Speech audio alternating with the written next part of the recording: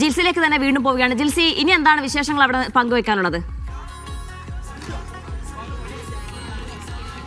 അതായത് വിശേഷങ്ങളാണ് ഇനി സംഭവിക്കാനുള്ളത് എന്നുള്ളതാണ്. അതെ, തുടങ്ങുന്നതേ ഉള്ളൂ. നമ്മുടെ പവലിയൻ ഉദ്ഘാടനം കഴിഞ്ഞ് ഇങ്ങനെ മീഡിയ വൺ ഒഫീഷ്യലി ഇതിന്റെ ഭാഗമായി ചേർന്നിട്ടുണ്ട്. അപ്പോൾ ഇനി ഇന്നിപ്പോൾ സംഭവിക്കാനുള്ളത് മന്ത്രി അടക്കം വി എസ് ശിവൻകുട്ടി അടക്കം ഇവിടെയുണ്ട്. അപ്പോൾ അവരെല്ലാവരും ഇവിടെ നിന്നുകൊണ്ട് കാര്യങ്ങളൊക്കെ വിലയിരുത്തുന്നുണ്ട്. സംഘാടനം എത്രത്തോളം മികവുറ്റതാക്കാൻ കഴിയുമോ അത്തരം കാര്യങ്ങളൊക്കെ ഉണ്ട്. അപ്പോൾ കൃത്യമായി പറഞ്ഞാൽ ഒഫീഷ്യലി അരങ്ങുടരുന്നത് നാളെയാണ്. നാളെ രാവിലെ 10 മണിക്കാണ്. പക്ഷേ ഇന്നിപ്പോ നമ്മൾ നേരത്തെ കണ്ടു, സ്വർണ്ണക്കപ്പ് ജില്ലയിലുടനീളം സഞ്ചരിച്ച് അങ്ങനെ കലോത്സവ സാംസ്കാരിക ഘോഷയാത്രയും മെയിൻ വേദിയിലേക്ക് എത്തിച്ചേർന്ന് കഴിഞ്ഞിരിക്കുന്നു. അപ്പോൾ നമുക്ക് ഇതിന്റെ തയ്യാറെടുപ്പുകൾ അതിന് അവസാന വട്ട ചില മിനുക്കുമണികൾ മാത്രമേ ബാക്കിയുള്ളൂ എന്നാണ് മിനിസ്റ്റർ ഇവിടെ പറഞ്ഞത്. എങ്കിൽ കൂടിയും നമ്മുടെ റിപ്പോർട്ടർമാരിലേക്ക് ഒന്ന് പോയി നോക്കാം, മിനുക്കുമണി മാത്രമേ ബാക്കിയുള്ളൂ എന്ന് ചികഞ്ഞെടുക്കാം. നമുക്കപ്പോ മെയിൻ വേദിയിലേക്ക് പോകാം. ഒന്ന് അക്ഷയയിലേക്ക് പോകാം. യെസ്, അക്ഷയ കൃഷ്ണാനന്ദുണ്ട്. അക്ഷയ, അവിടെ എന്തൊക്കെ നടക്കുന്നു എന്ന് കൂടെ അറിയണം. എങ്ങനെയാണ്, എത്രത്തോളം ഒരുക്കങ്ങൾ പൂർത്തിയായി, സ്വർണ്ണക്കപ്പൊക്കെ എത്തി, അതിന്റെ ഒരു ആവേശം എത്രത്തോളം ഉണ്ട്, എങ്ങനെ പുരോഗമിക്കുന്നു കാര്യങ്ങൾ?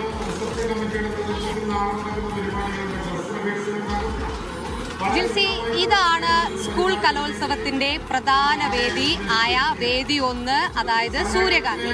ഈ വേദിയിലേക്ക് നിലവിലിപ്പോൾ സ്വർണ്ണക്കപ്പ് ഘോഷയാത്രയോടുകൂടി സ്വർണ്ണക്കപ്പ് എത്തിയിരിക്കുകയാണ്. നേരത്തെ നമ്മളടുത്ത് ദിവ്യ ചോദിച്ചിരുന്നു, വിദ്യാർത്ഥികളൊക്കെ എത്തി തുടങ്ങിയോ എന്നുള്ളൊരു കാര്യം. വിദ്യാർത്ഥികളൊക്കെ ഘോഷയാത്രയോടൊപ്പം തന്നെ സമീപിച്ചിരുന്നു എന്നുള്ളത് മാത്രമല്ല, ആ സ്റ്റേജിന്റെ പ്രധാന വേദിയുടെ മുൻവശത്ത് നമുക്ക് ഇപ്പോൾ പോലും കാണാനാകുന്നത് വലിയ തിരക്കാണ്. ഒരുപാട് പേര് ആ സ്വർണ്ണക്കപ്പിനെ അനുഗമിച്ച് അവിടെ എത്തിയിട്ടുണ്ട്. മന്ത്രി കെ രാജനാണ് ഈ സംസ്ഥാന കലോത്സവത്തിന്റെ സംഘാടന ചുമതല. അദ്ദേഹമാണ് ഇപ്പോൾ സംസാരിച്ചു കൊണ്ടിരിക്കുന്നത്. നാളെ രാവിലെ 9 മണിയോട് നാളെ രാവിലെയാണ് ഈ എല്ലാ പരിപാടികളും തുടങ്ങുന്നത്. എല്ലാ പരിപാടികളും ആരംഭിക്കുക നാളെ രാവിലെ ആയിരിക്കും.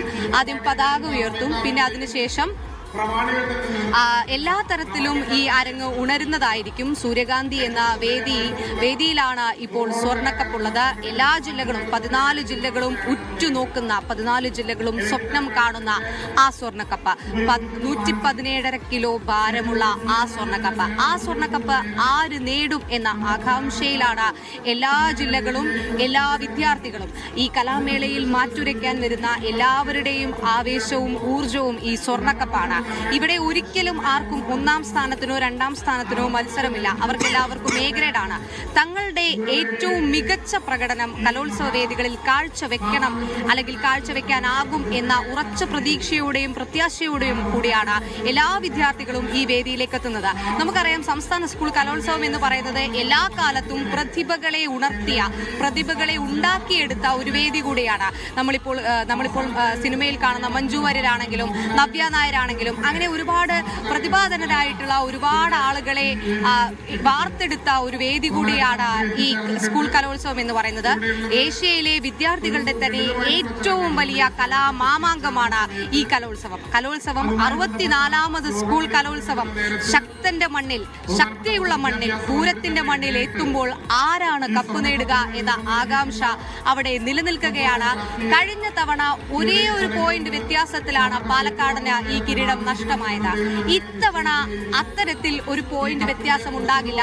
വലിയ നേട്ടത്തോടുകൂടി, വലിയ മികച്ച പോയിന്റ് വ്യത്യാസത്തിൽ തന്നെ നേടാനാകുമെന്ന ആത്മവിശ്വാസം സ്വാഭാവികമായിട്ടും തൃശ്ശൂരിനുണ്ടാകും. കാരണം തൃശ്ശൂരിന്റെ മണ്ണിലാണ് ഇത്തവണ കലോത്സവം നടക്കുന്നത്. അതവർക്കൊരു പ്രശ്നമേ ആകുന്നില്ല, സ്ഥലം അവർക്കൊരു പ്രശ്നമേ ആകുന്നില്ല.